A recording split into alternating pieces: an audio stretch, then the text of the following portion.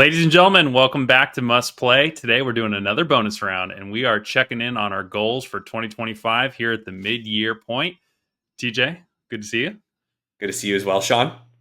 No guests. These are becoming my favorite pods, to be honest, because it's more of a hang. And hopefully the fans, Rev maybe out there has a cold one he's pouring, and he's like, oh, okay, a little something different.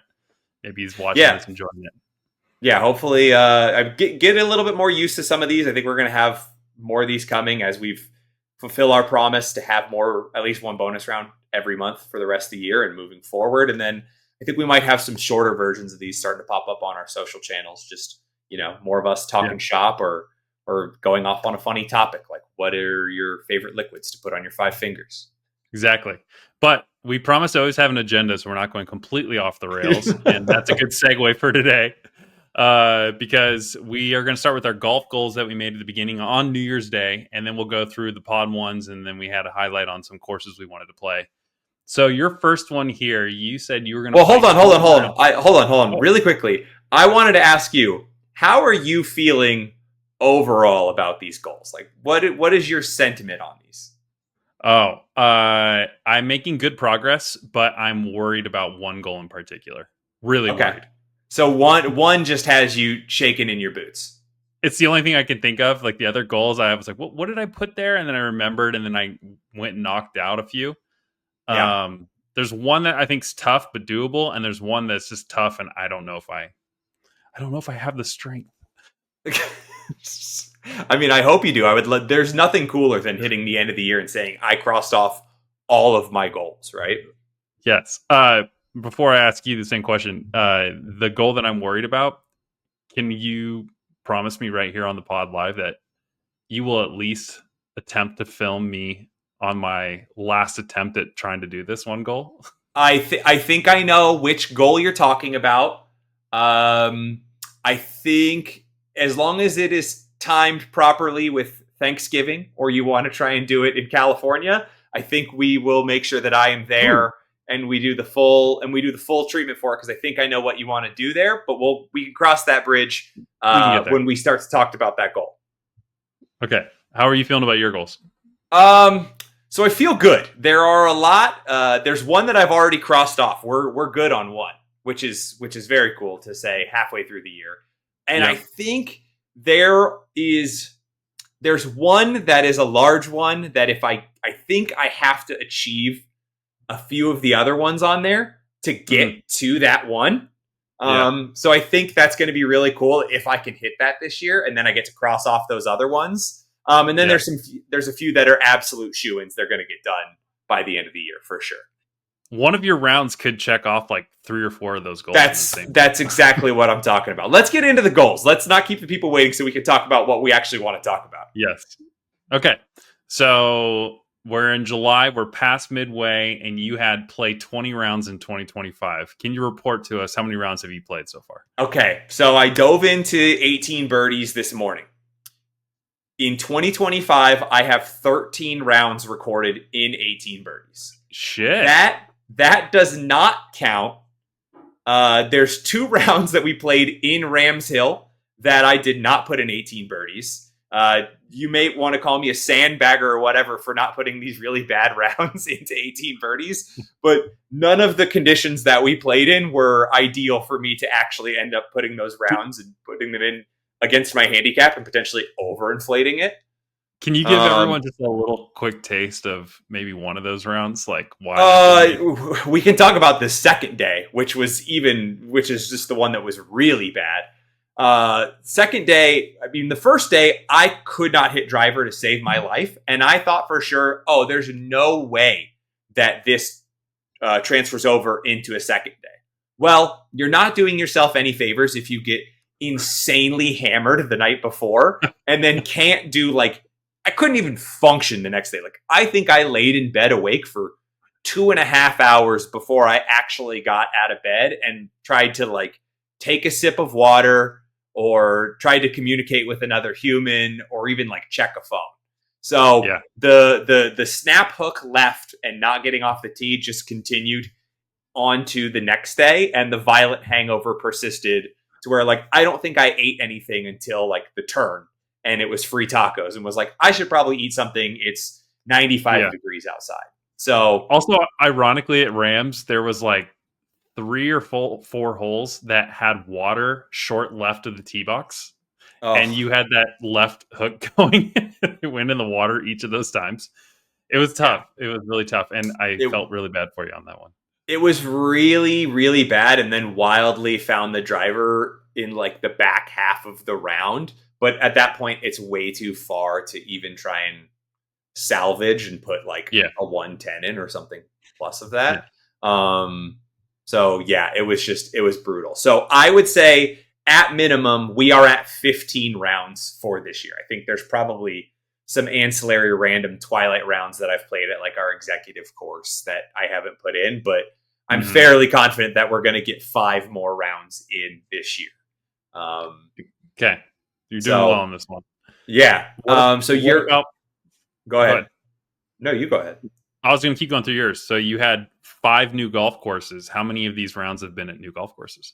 So we have 6 new golf courses played this year. Strike it from the list. It's done. The list here is, let's see, Rams Hill. I played Arrowwood for the first time this year up in Oceanside. Yep. I crossed off 3 Arizona courses in one trip. I played Biltmore with Alex from Babes Golf, which I had played the Estates course at Biltmore. Sorry, I had played the Links course at Biltmore. I had never played the Estates course, pre or post Reno. Right. Mountain Shadows I had never played, and Camelback Ambiente I had never played. What was the other? There's one more that I did this year.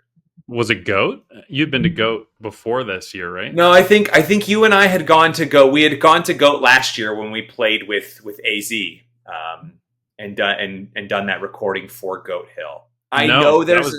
That was this year because I had Goat as one of my courses I wanted to do this year for the first time. You're right, it was. So it was Goat. We did play Goat for the first time this year. Yeah, so that's oh, then it's 7 then. Well, no, sorry, that other no, it's not 7. The other course that I was thinking was what I played on New Year's Eve last year, not New Year's Day. The Tecolote infamous no, that was Mission Trails. Let's make for great podcasting here while I scroll through an app really quick. Okay, I'll do elevator music. Yeah. Let's see if we can just find Camelback, Marriott, Biltmore. Oh, I played Enagic down in Eastlake. So Rev's home course. You know, it's literally 5 minutes from his house. So yeah, 7 new courses this year because I forgot about Goat. So we smashed through that, and that's within the first half of the year. Well, we're going to stretch that and try and maybe do 10 this year then. Okay. Yeah. How many of those, if any, had no 3-putts? Because this is your next goal, a round with no 3-putt. The 3-putt, I think the interesting thing about the 3-putt, and I'll jump a little bit forward into the round here with no 2 chips. I think that there are some rounds where this has happened so far, but I also think that there are rounds where I have picked my ball up on a hole and just put myself down for like a double par, not a double bogey, like a double par, and been like, look, like, let's not overinflate my handicap any more than it needs to be. Also known as the max. The max, right? So there's been times where it's like, I've looked and it's been like, oh, I had no 3-putts this round, or, oh, I had no 2 chips on this round, but at some point I picked my ball up. So I think these need to have good asterisks added to them on being like, needs to have played out his entire round for these to count. Does that make sense? Yeah, I like that. Yeah. So we're saying no for both round with no 2 chips and round with no 3-putts. Correct. Okay. Play around with the same ball. I cannot get rid of the 1 stray penalty throughout the round. Yeah. I could go out there and play a course with no water, municipal style, where everything runs back to back, and I'm still going to manage to put like 1 ball in a random bush and not find it. Because I will say, when I played the Estates course at Biltmore, I found the ball. But technically the ball was OB and I could like use my club to reach in this person's yard and fish my ball back out. So under the pretense of the English language, yes, I played that entire round with the same ball. But That I counts. think If you pull it out from OB and you still have it, like though it's like the golden boy. It's like you're gonna put this up on something because you didn't have to pull another ball. You didn't put club face to another ball. well, then chalk me up with Robbie Berger here, where we took that ball that was supposed to be precious to us, and I have since lost it. So we can, I guess, check this one off, but we're going to add a stretch goal then to say play around with no penalties. Yeah, you know, that's a whole different thing. I guess that's technically a different goal then, but I think it's in the same vein. Was it a Bridgie? It was a Bridgie. I was back when I was still playing Bridgies. Okay, all right. You had a goal here, break 90. Tell us what your personal best is still, and then so the personal best, if you where you think this will happen. Yeah, so if you listen to the goal setting podcast that we did at the beginning of the year, the day before we recorded that, I shot a 93 at Mission Trails, albeit a shorter course. I played an entire round with a 5-iron, or no more than a 5-iron, like off the tee. And managed to just keep the ball in play and in front of me. So the 93 happened there, but obviously, who wants to go out and hit a 5-iron the entire round? Not me. I want to hit driver. And I feel like I'm working on some things. I recently hurt my back, and I honestly think that hurting my back is going to actually do wonders for my golf game. I know I'm potentially jinxing it here by saying it out loud. Like rookie of the year, like shoulder all of a sudden just. Well, it has not sped up anything or put me in a better. I don't think it's put me in a better position. I think what it's honestly done is forced me to slow everything down. And for a lot of amateur golfers, it comes down to like tempo and mobility. So I don't feel like I'm necessarily overreaching in my backswing anymore, and I feel like I've slowed a lot of things down.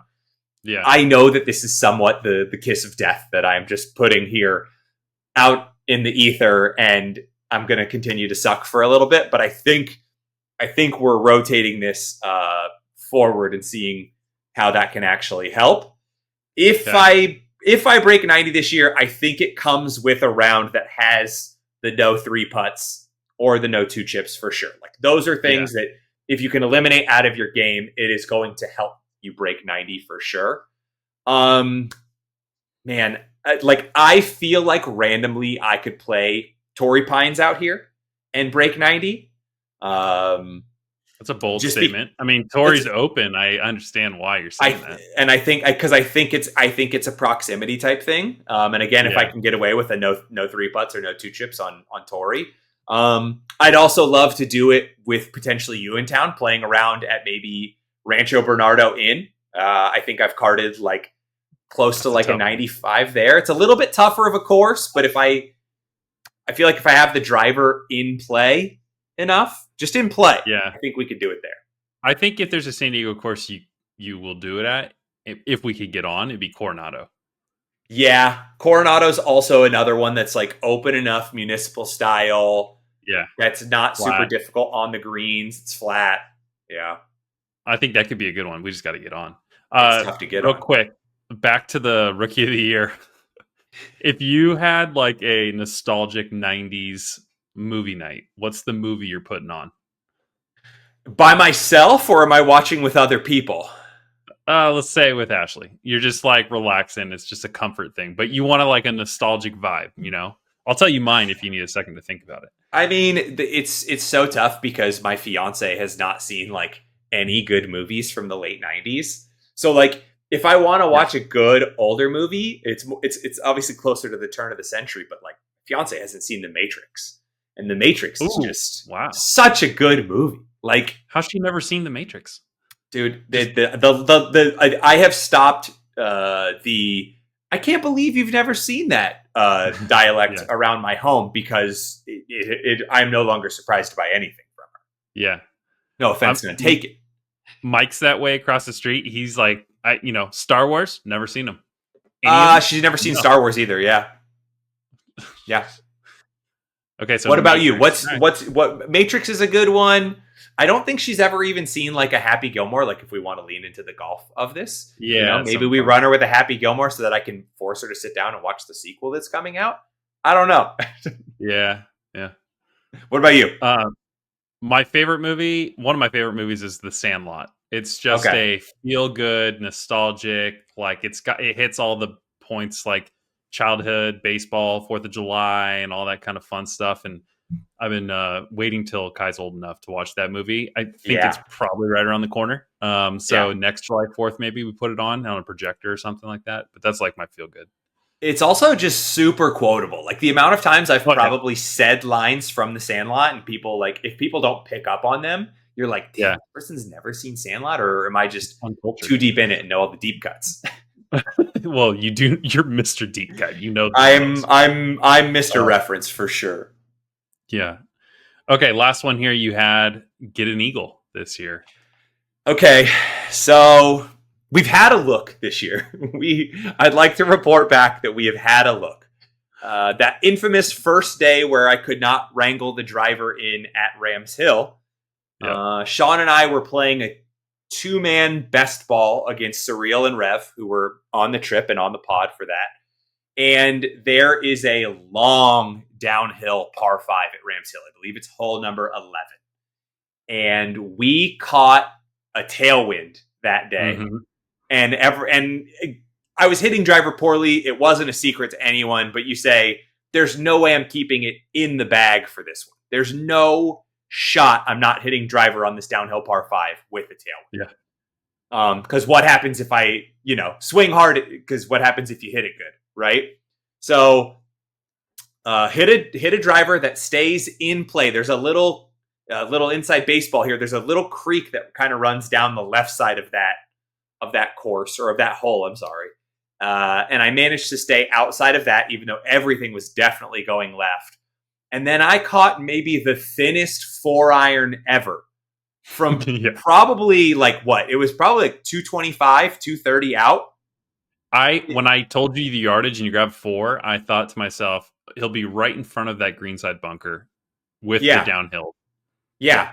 And I caught it a little thin. And what's crazy about Rams Hill that's a little bit different from some other desert golf courses that I don't think that we gave it enough credit on the podcast about is there's a lot of undulation out there. So I hit it thin and it ran. And the way that green complex is built out was that it ran into where Shawn was saying, in front of that greenside bunker on the right, but then still just had enough steam to where it trickled down. And funneled down onto the green. And I probably had 8-footer? I think you had like eagle? 8 to 10 feet for eagle. Yeah. 8 to 10 was the range for an eagle, and sadly missed the eagle putt, as we all do. It was so close too. It was so close. Like Rev talked about it on the pod where he's like, we wanted you to have that. Yeah. So I think it's still in the cards. I think there's still enough short par 4s out there in the world. I feel good enough about my short game right now that I think there's a world in which one day we randomly just chip one in on a drivable par 4, or we drive a par 4 and sink a putt. So there could be one this Saturday. We got some elevation we're going to be playing in. We do have some elevation up in Tahoe. My bachelor party is this weekend, so we've got all 11 guys going out for a round of golf. So who knows? We could be perfectly in the pocket. The drinks are flowing, swinging freely enough, and maybe it just happens. So electric.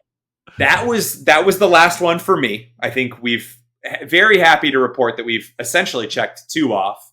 We're for sure going to check at least a 3rd off, and knowing that it's one big domino to fall that could cause a lot of others to fall for me. Yeah. But let's talk about yours. I won't dive into the big one that we alluded to at the top of the pod. Save that one for last. Okay. So the first one I want to talk about, play in 3 scrambles this year. Yeah. So I've only played in 1 so far, and that was with you at Balboa. Yep. We played with content caddy Greg, as well as Bernadette from Babes Golf. And that was an amazing tournament. Great vibes. such a fun like crew. We went to I always pronounce it wrong. Rev's gonna kill me for saying this. You want me to just say it and save you it? Yep, please. It's Dunedin. Dunedin. Okay, not Dunedin or any of that stuff. Dunedin. And that was good. It was fun. So yeah, I got the taste for it, and that was early. That was like Feb, I think. Mm-hmm. So I could have sworn in the spring when all the scrambles come to Scottsdale, I was like, I'm going to play in at least one more. And there was one that I was supposed to play with Mike. He got hurt. He couldn't do it. Yeah. And then I was going to play with one with Jesse, and then he couldn't do it. So I got two I got to figure out by the end of this year. When is the annual Some Burrows one? Unfortunately, it's no longer happening. Very sad about that. I banked on that one being my second one. That's what I was like. I know that when he set this goal for 3, he knew he was baseline starting at 1. Yeah. I won't go too far into it, but apparently things got a little too rowdy at the last one. So, yikes! The free margaritas, the margarita machine could have been the crux there. Okay. If Tim's listening to this, the owner, please bring back the Sombreros Open. It was such a fun event. Okay. Free breakfast burritos and margaritas right when you walk up. So much fun. Okay. Let's talk about getting your son on the course with your dad. Okay. So I have put both of them in the center of my focus this year. Okay. I knew I was like, get it early, try and do this. But he's got to have the attention span to make it. Okay. So my thought was... Your son, not your dad. Correct. Well, we'll get into my dad in a second. But my son's 5. So, he wants to do it. He loves golf. Okay. He's into it. He builds Lego all the time here. And he's been building a lot of Lego golf stuff lately. So like, he's telling me he's into it. We've been going to the little greenbelt chipping. So I'm like, okay, we'll work up to it. Go to the range. Hasn't made it through a small bucket yet. So probably 10, 15 balls in, he wants to go putt, and then he wants to leave. So I thought, okay, well, let's go to a place where I can get a cart, because maybe the cart's the thing that gets him excited. Mm-hmm. Right. So we went to Dobson. Dobson has a really cool thing in the back called Charlotte's. It's like a little mini 3-hole thing. So we get in the cart, and he is loving it. He is like smiling. The wind's hitting him. We're playing music. He's like having such a great time. We get over there, and he plays all 3, and he wants to keep going. I'm like, we got it. This is it. So I'm going to book around at Dobson, I think, and we're going to do a 9-hole round with him and my dad in the fall. And that's where we're going to probably get it done. But it hasn't happened yet. Okay. There's, again, half your check-in, still plenty of time to build it up. But speaking of your dad, you did have another goal associated with your dad. You wanted to play 3 rounds with him this year. Where are we at on that one? Proud to say we checked that goal off on Sunday. Played my 3rd round with him. Heck yeah. Check it off. Got a great story. So I think on the first pod of the goals, we talked about how he doesn't pay more than like $40. Like he, doesn't want to pay it. Yeah. Number 2, what people don't know about him is he plays fast and he hates slow play. And he thinks he's whispering when he's talking about someone being slow, but like they can hear. I don't think he thinks he's whispering. I think he jokingly says like, "Oh, my bad. I thought I was whispering," but he's actually saying it out loud. Yes. Eventually one day we'll have my dad, Greg, on this podcast. He's a character. But the funny thing was we get paired up with another father-son duo on Sunday. Okay. Great. Okay. Good vibes. The guy's got a Georgia Bulldogs head cover on his thing. The dad does. The older dad is probably like in his 70s. He is sitting in the cart. My dad goes, and he sees the Georgia Bulldogs thing. And he says, I forget the line, but there's a line you say to other Georgia Bulldog fans. It's like the equivalent of bear down to U of A, but there's like a phrase. It's not just go dogs. Maybe it's go dogs. I forget what it was, to be honest. But my dad says the phrase, and it's just quiet in the other golf cart. Oh, boy. And so my dad just leans into it and says it louder. And the guy kind of turns and doesn't really understand. And my dad's like, "Your Georgia head cover." And I think that was the first thing this older guy heard was my dad saying, "Your Georgia head cover." And he's like, "Yep." Just like really awkward. This is on the first tee before we teed off. This feels like a Shawn Massey story that you're telling about yourself too. Like, well, I mean, my dad, me, and Kai. It was a very direct line here, a lineage. Yeah, it's just very funny to know that in this instance, in these awkward scenarios, the apple doesn't fall far from the tree where you're like, check this out. I'm going to drop this sick reference on this guy and I'm going to get in cool with him. And then he doesn't hear it the first time. I say it the second time and he's like, cool. Like, and he doesn't reciprocate the excitement that you have for it. Or it's like it's his brother's bag because he's in town and he's playing with like his nephew or something, and he's like, "Not my bag. I have no idea what It's like you see a guy with an Auburn head cover, and you're like War Eagle, and he's like, "Fuck is War Eagle?" Like, yeah. Well, that's where Shawn would have abandoned the bit. My dad leans in and goes, "Dogs, right?" You know how dogs is. Keeps going. Finally, the guy doesn't get out of the cart, and so the sun hits, we hit, and we're like, "Oh, maybe he's not playing." Well, no, he's actually going to tee up. So, number one, good on this guy. I appreciate someone who plays the appropriate tees. Okay, he gets up there, and it probably took maybe 2.5 minutes for this guy to tee off. From the time it went to grab his club to go up to tee his ball, to limber up, to swing or whatever. I'm like, maybe it was just the first tee box. Yeah. You get up to the second ball, but he hit a good drive. He hit like a little baby cut fade in the middle. So you can't get mad at good slow play initially. No. And then second ball, he takes probably another minute. My dad's like, this guy is going to piss me off today. The guy hits it to like 10 feet, sinks the birdie putt, birdies the first hole. My dad's like, bad omen. Well, everyone gets lucky once in a while. We get to the second hole. The guy pars the second hole, pars the third hole, pars the fourth hole, pars the fifth hole. He's 1 under through 5 from 1 tee up from us. This guy's a stick. The vibe absolutely changes. And by the end of the round, my dad's like, we should get his number. He was cool. We should play with him again. It's incredible that God, that's another reason why you should want to be good at golf, is that everybody, you get that little extra wiggle room in terms of golf etiquette, golf rules, stuff like that people will forgive you if you're good. But then also, like, you just inherently become a cooler guy as long as you're not a human. Like, you can be, as long as you're not a douche, you can, as long as you're not like a huge douche, you can be kind of a dick and be good at golf, and people are like, yeah, I liked him. He was a cool guy. I'll fight him back. Mm-hmm. Whereas if you're me and you're terrible at golf, you got to be really cool. You have to compensate. Yes. It's like being unattractive. You got to be funny, right? So if you're bad at golf, you got to be funny. Yeah. Or you got to be resourceful, right? Bring snacks, bring Uncrustables, bring beers, control the ox, like all those things. Oh, they had Uncrustables at the cart, and I had one. It was really good. And then, that was a game changer. By the way, when you first moved to San Diego, I think I said that about you because you were worried about going out and playing as a single with the state of your golf game at the time. And I was like, just go buy a round of drinks for the guys, and they'll call you back every single time. Just go be extra nice. Just buy people's like and affection. Yeah. That always works. There you go. Okay, let's talk about some of these ones that are a little bit more golf specific here. Yeah. You had to play around with 15 greens in regulation hit. Where are we at? 13 is my max so far. Ooh. Where? It's actually at Longbow in Mesa. Okay. Longbow fits my eye. A lot of right to left holes. It's just like the lefty's paradise. Okay. But the other course that I think I'll do this at is Dobson. I just haven't done it at Dobson yet. Yeah, you know enough about Dobson. You won't get boned by like, oh, I thought that this green would hold that ball.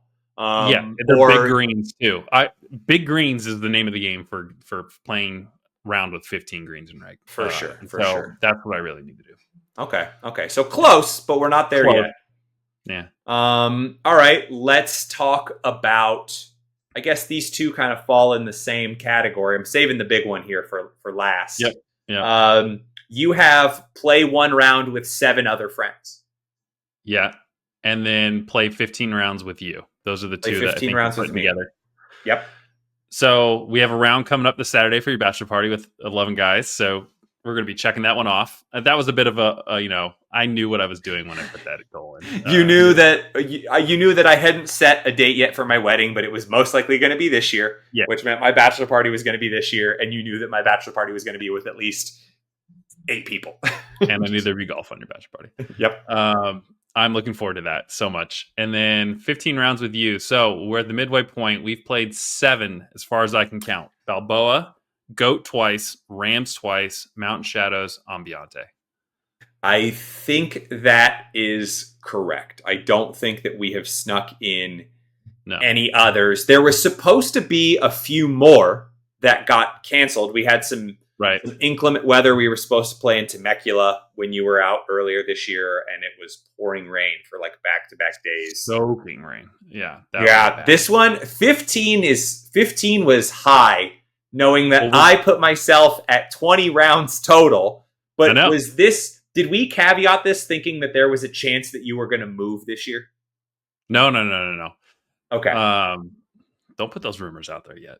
I mean, maybe I'm just speaking it into existence because I want it to happen so bad, because it would unlock so many things for this podcast and for our social media channels. There's a chance it happens next year.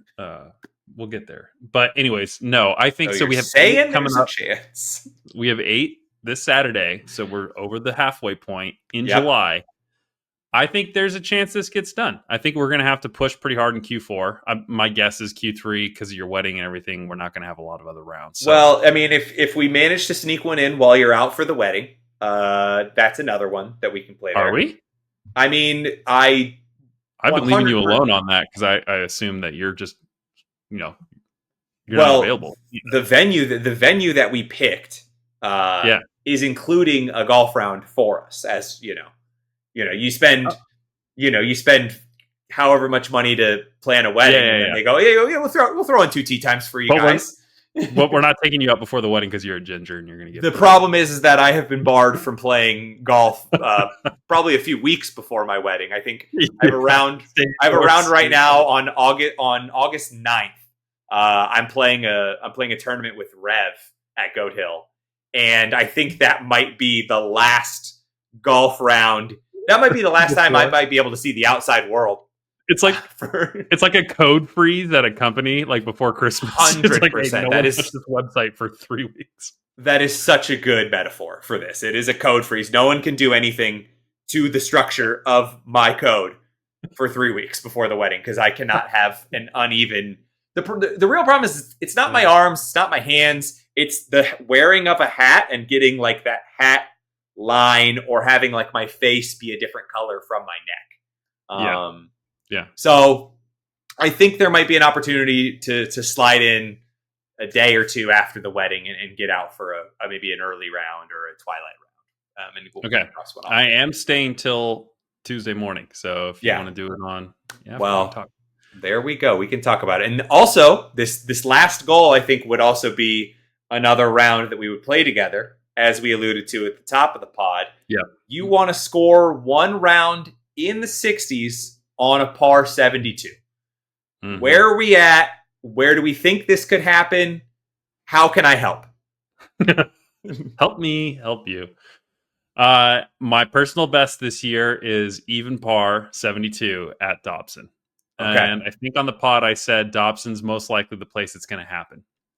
Plus, your boy got the Dobson Ranch card. So I got $20 rounds at Dobson all year long. So it's the place to do it and just put them in. I started playing more because of this goal, and specifically got the Dobson card because I knew this is probably where it's going to happen. Yeah. But I had some other really good looks recently. I played Legacy, and Legacy started off so hot. I made the turn at Legacy like 1 under or even par, and I was like, oh shit. And then I realized, do I want it to happen at Legacy? Like, I had this weird feeling of like, do I pull back? I'm like, no. Anytime you can break 70, you're going to try, right? But then I like look at my scorecard during a round. I know, but I started figuring out like, I'm probably going to frame it. And I was like, do I want Legacy to be the one? I was like, I kind of want Dobson to be the one, I guess. I'm saving myself. So, I mean, here's the other thing is that, so you said your best this year is a 72. Is that your best score to par ever? No, I've shot 71 1 under. That's Okay. my best round. So Okay. So you've and that go was ahead. at Ocotillo. So I'm at least 2 strokes better than my personal best to get this goal, which is the one I'm afraid of. It was ambitious. It's I mean, you've the 71 that you shot was the only time that you've shot under par, correct?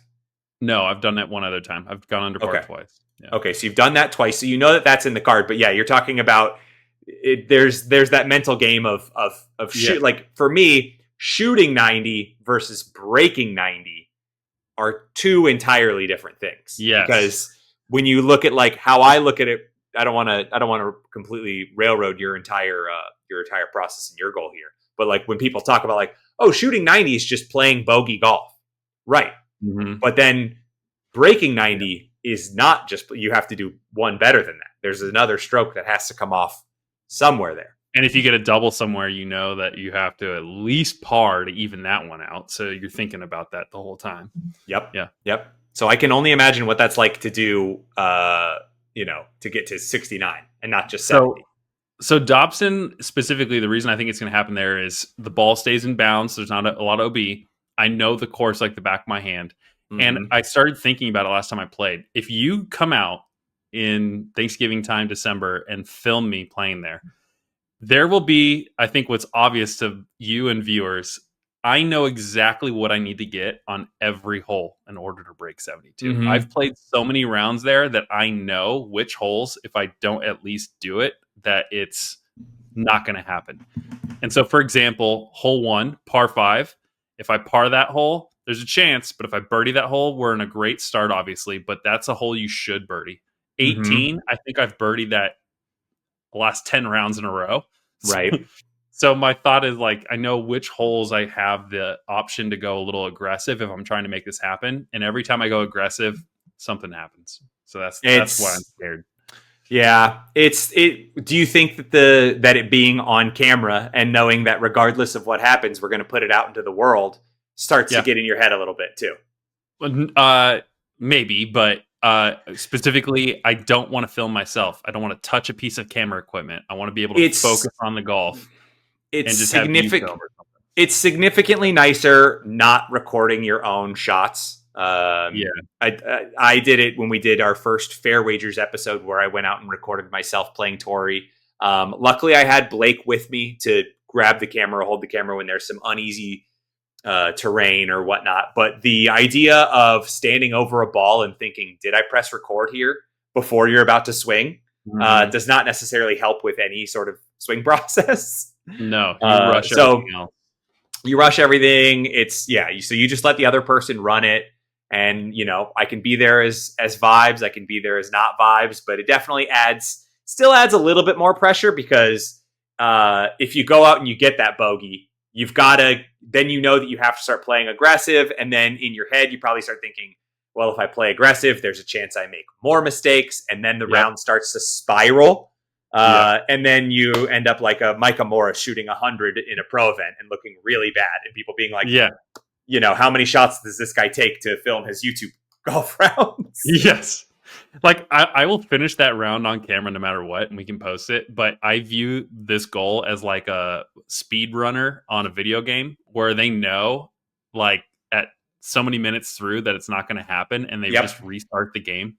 Yep. That's how I feel sometimes at Dobson, where I'm like, oh, nope, we're already behind the 8 ball, not going to happen. And then like, I kind of want to go back to the first hole. I mean, that's the entire idea behind a breakfast ball, right? Pound one OB off the first tee. You go like, this round's fucked. Might as well start a new one. Yeah, true. Okay. So some good progress from both of us. I'm very happy to see that we've both checked off goals already through the halfway point. And I'm proud of both of us too for pat on the back here. Keeping these in front of us. I didn't print these out or anything, but I'm thinking about them a lot. Mm-hmm. So yeah.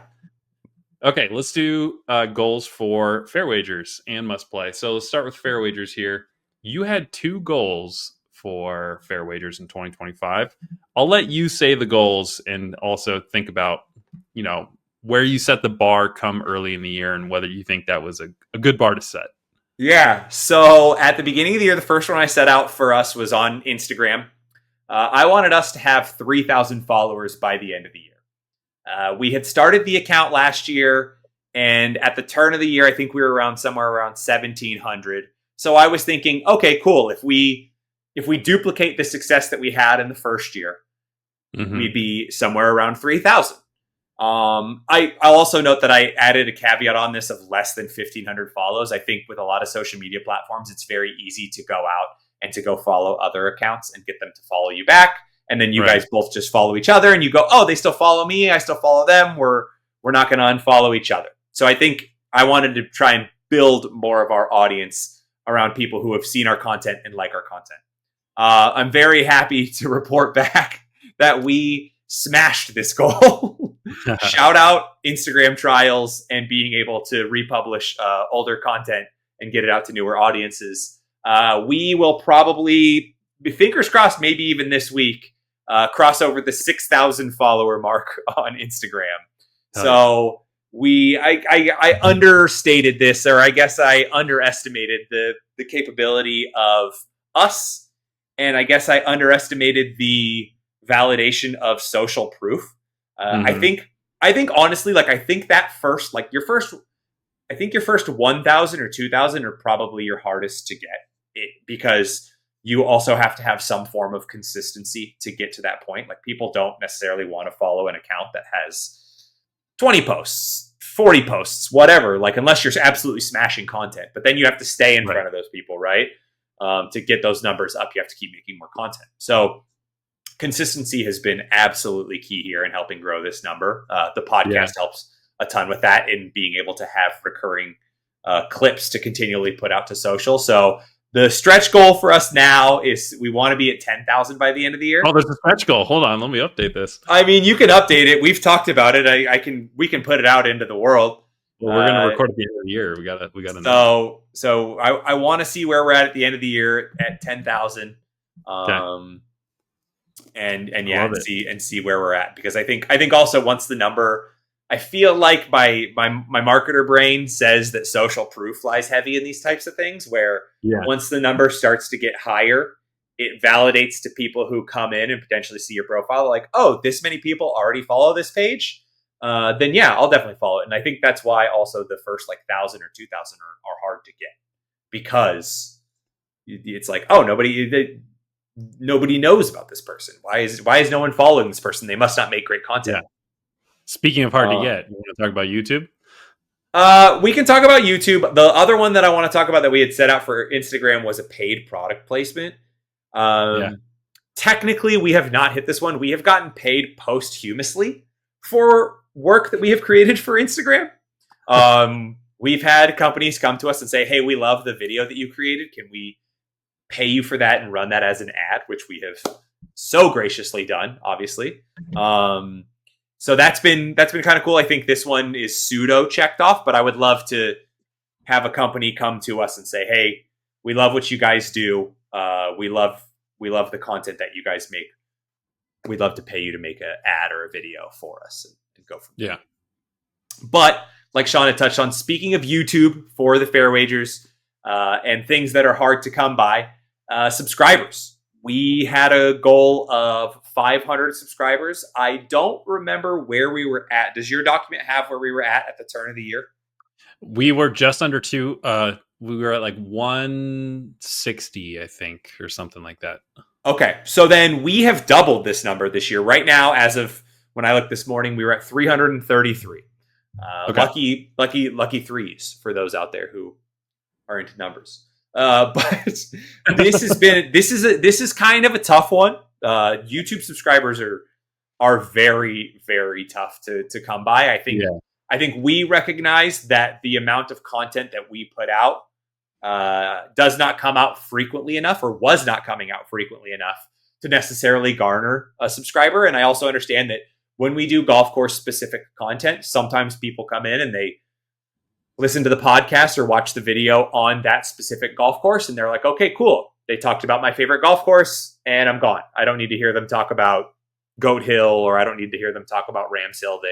I liked them talking about Wildwood or whatever, right? So this one's a little bit tougher to come by because we do, some of our podcast stuff I would say is a little bit more niche, very geographic specific. So that's why we have decided to bump up the cadence of must play episodes to help with that. I think that's selfishly why I'm pushing Shawn to move to California so that we can film more actual golf. Also, let us know where you want us to review a course, right? So if like you haven't seen yours yet and you want us to do one, there's been a couple guys in YouTube comments.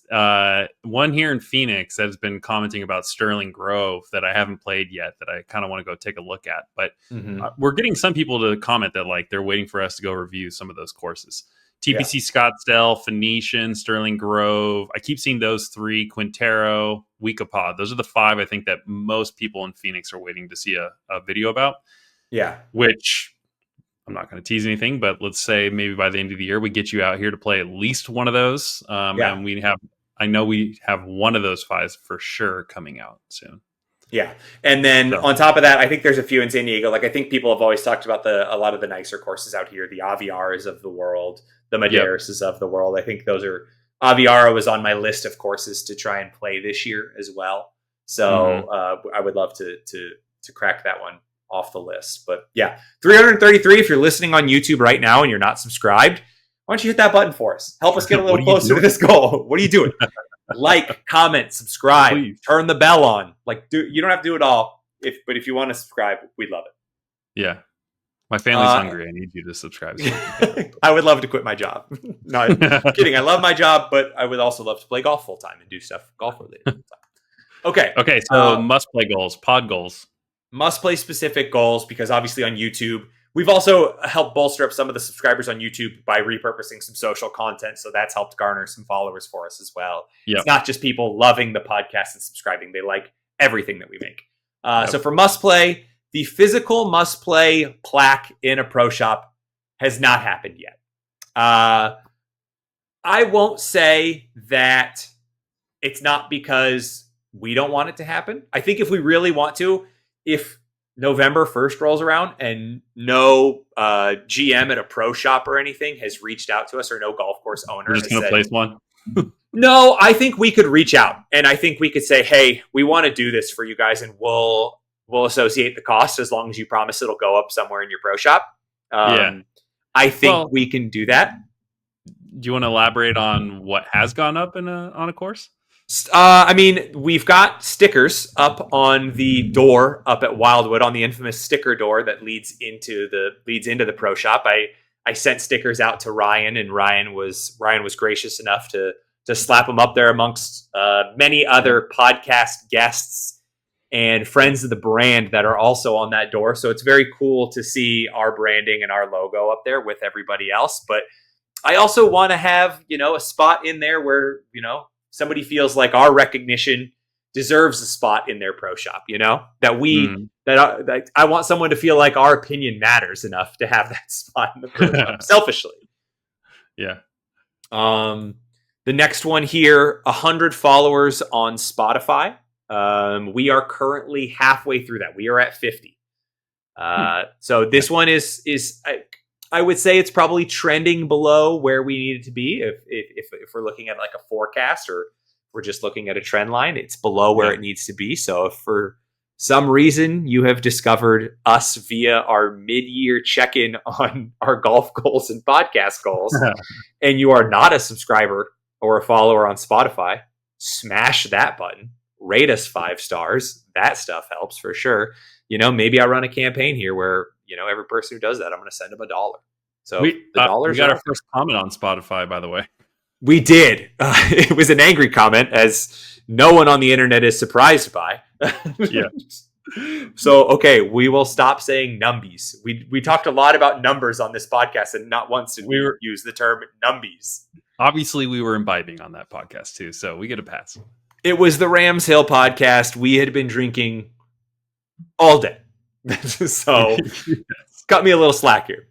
Yeah. The next one here, 10,000 new podcast listens. So at the turn of the year, I believe we were around 2,500 or 2,600 listens. I'm happy to report, as of the reporting this morning, we had just crossed over 10,000 total all-time listens across YouTube, Spotify, and Apple Podcasts. So we hit it this morning? No. So hold on. This was 10,000 new listens. Yeah. So we were at 2,500 total at the beginning of the year. We're at 10,000 total now. So we're at 7,500 for the year. Mm-hmm. Barring anything cataclysmic happening, we are going to smash through this goal. Nice. Not going to set a stretch one because I don't know what could happen. No. Keep to these. We're going to keep that one where it's at. The next two are a little tough. 8 female guests. I had set this goal. Shawn had set this goal to my surprise. Yeah. And we are under where we need to be. We have we're at 3 or are we at 4? I think we're at 2, but I could be counting that wrong. Well, we did Bernadette, right? Yep. Was that this year or was that last year? That was this year. Bernadette was this year. We had Alex from Babes Golf. Correct. Is that the only 2 we've had? We've had 3 total, counting Alyssa, new lady golfer. Alyssa, but that was last year. But that was last year. We are at 2 this year. I know who I think the next one will be. So maybe that will be 3 this year. But yeah, that's tough.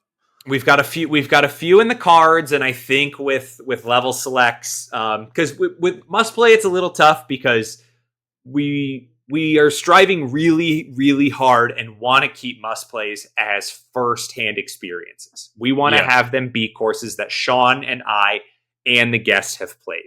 So the Venn diagram of that is a very small overlap of people. So when we reach out to a guest and then we're trying to find a course that maybe overlaps with what they've played and what we've played, doesn't happen, then we've got to kind of push them into the level select format, or then we're going to have them on for a bonus round.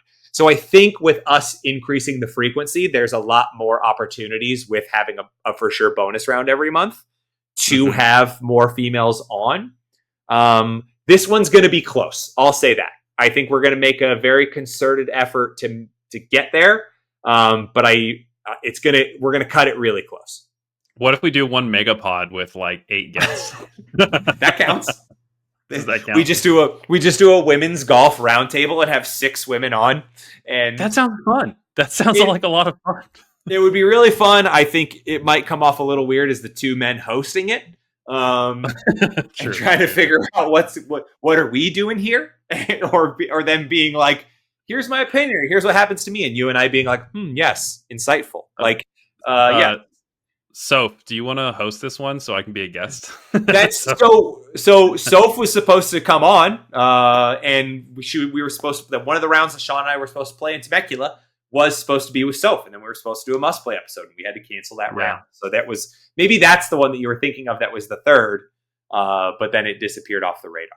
Well, I know I'm hopefully going to be able to play around with her throughout this year at some point. I plan on coming out. I would love.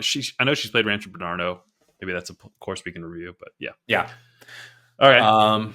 And then the last one: play and review at least 2 courses not in a state that prior to this year we had already done. So nothing in California, nothing in Arizona, Washington, or Oregon.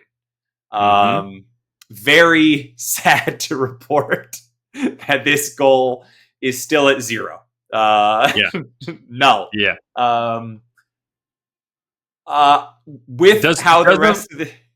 Does a review as a level select count if I go play a course and tell you about it? Man, I mean, it first off, I think I don't know if it'd be weird having you on as a level select. It would be a little weird. It's funny because we had started level select, so then obviously we have featured courses outside of these states. We've done Florida, we've done Nebraska, we've done North Carolina, we've done Maine. Like we were just about to have Texas here soon. Like the outside exposure of our Pacific Coast and Southwest has happened. Do we get half of a point for playing something in Northern California this week? Like going to Tahoe? It's Yeah, got to this be like one's it's like us going to go see Blake and playing Cabot maybe, and yeah, you just play 2 courses out there and knock out yeah. this goal in one. I'll be brutally honest that unless a like level select trip happens in the back half of this year, like in Yeah. probably Q4, I don't think we're gonna get to this one.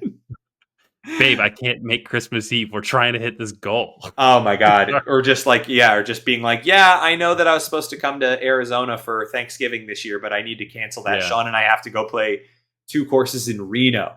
Actually, God, that's honestly what we should have Oh, done. Nevada.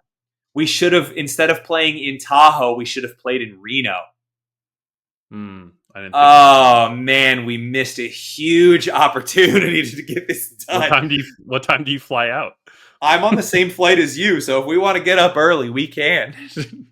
All right, let's round this out with the 3 courses that we each wanted to play in 2025. Yeah. I'll go first. So my 3 that I really wanted to play this year were Rams Hill, Gamble Sands, and Goat Hill. Happy to report that I knocked out 2 of the 3 already. Played Rams, had an awesome time to go up there, and got a great experience staying at the house on the hill. Feel like I did Rams right. And Yeah. then Goat Hill, we've reviewed it already in the pod. It was our highest, still is our highest scoring golf course on the must play test, and got to meet AZ for the first time in person and go play there twice. And absolute delight. Still one of my favorite places. Gamble is going to be tough. That I really want to go do. We were supposed to maybe make a trip out to go see the new course that just opened up. Mike just went out there and loved it. He was raving about it to me. So maybe we'll do a level select on this eventually where we can hear a little bit more about Gamble, but I don't know if I'm going to get out there. It's going to be really tough. I'm going to have to figure out a way to Yeah. kind of like sneak my way out to Jones and Diaz and then convince them maybe. I don't know. That's quite a trek too. It's a trek. Yeah. It's very tough because also this was somewhat in the cards for us. We were trying to make it happen. And then I had to selfishly go and plan a wedding and need to have a bachelor party. Yeah, I And blame you. hand up, I'll take all the blame on this one. That one's on me. The trip that we would have had to have planned would have been between my bachelor party and my wedding, and asking for another weekend to go do something that is golf related is tough for me. Yeah. So I am the reason we have not done this. Hand up. It's okay. What were your 3? Looking at the 3 that I have, I had Quintero, Aviara, and Sandpiper. Sandpiper's up in Santa Barbara, if you are unfamiliar. And I'm very unhappy to report that I've checked off none of these. For some reason, I don't know why, but we didn't plan Quintero when I was out and I played 3 rounds in 3 days. I can't remember when you're why. out for Thanksgiving, we can totally go and try and play this. So there's a world in which we sneak in Quintero there. It was closed for a long time this year, and that's why we didn't do it. They're redoing the course. Okay. I don't know when they're supposed to open back up, if not already. But at some point this year, they're reopening. Okay, so that's why we didn't squeeze in Quintero. Aviara, I think, is more of just I have to just pony up and get over there and play it. I will say it's a little pricey, so it's not on the grand scheme of like, hey, I want to get out and play golf this weekend. Let me book a round. And Aviara is one of the ones that comes up on that list of where should we book a round to play this weekend. Yeah. So that kind of comes down to, how bad do I want it? I'll leave that at that. Sandpiper is an interesting one because that one is also a trek coming up from San Diego because you got to go all the way through LA where there is never not a delay in traffic. But I know Shawn and I have also bounced around, maybe not this year, potentially next year, but doing like a North County LA type trip. We've heard really good things about Soul Park up there from AZ, and I've heard it from some other people on social. I've heard a lot of people talk really nice things about the Satakoy Club. That's another one that I'm hearing rave reviews about right now that I keep seeing people take photos of and looks absolutely picturesque. So maybe there's an interesting North County LA weekend or extended weekend trip that you and I plan, and we go out and and play some rounds with some subscribers and some followers and get some That more would be people on the cool. pod. Yeah. Sandpiper, Soul Park, Rustic Canyon, all those Ventura. Rustic was another one. Yeah. That would be a lot of fun. Yeah. Yeah. There's a lot of good golf right there, which is pretty crazy. Yeah, and we haven't done an LA course yet. So we need to start doing some of that as well. I've played a lot out there. I just don't know if you've played. Have you played Monarch, right? Is that where you play? I haven't even played Monarch. The furthest north I've played was very recently when I played Journey at Pechanga with Surreal. Oh, that's the furthest north in California. For me. Until Saturday. Until Saturday, yeah. And then I don't know how much more north we're going to get than that until we go play something on the north side of Lake Tahoe. But yeah. Also, the San Francisco trip I just did with Jones was some of my favorite golf I've ever played. That was just such a cool experience, and the weather was amazing. That was one that you probably didn't even have close on your scorecard at the beginning of the year.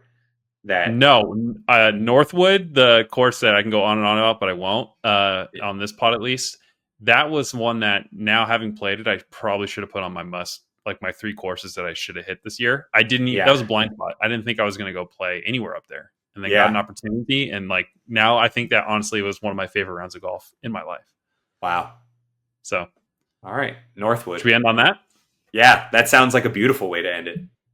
To everyone we name dropped on this pod, you owe us at least one comment, and thank you for watching. At the end of the year, we're going to recap how we did. And I'm excited to do at the end of the year a rubric where we're going to go through our 10 must play questions. And out of all the courses we've talked about this year, we're going to pick who is essentially the winner of each of those categories, right?